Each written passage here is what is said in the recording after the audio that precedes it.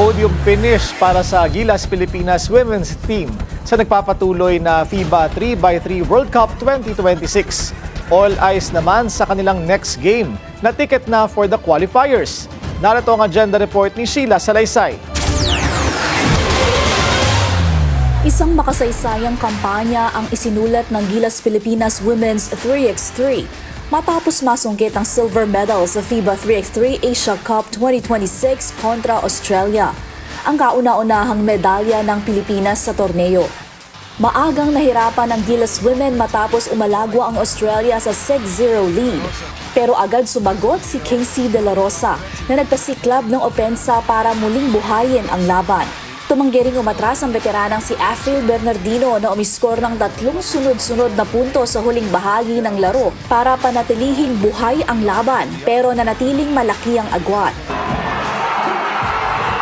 Hindi rin naging sapat ang huling paghabol na tinapos ni Cheska Apag matapos tuluyang iselyo ng Australia ang 18-9 na panalo na nagbigay sa kanila ng ika-4 na sunod na kampyonato at ika-6 sa kabuuan ng kompetisyon. Hindi man ginto ang naiwi, malinaw ang progreso.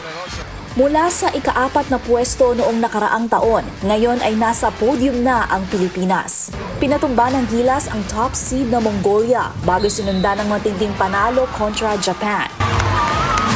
I trusted our team, especially our veterans. We've been together for the last 2 to 3 years, so talagang we relied on our chemistry and our experience. It's built on love, and sila talaga, you could see they will really play their hearts out. Kumbaga, they always have a chip on their shoulder. Kita mo naman, we're not the biggest team, but I can honestly say we have the biggest heart in this in all the teams that we played. So talagang dun pa lang, that's our advantage already as Filipinos.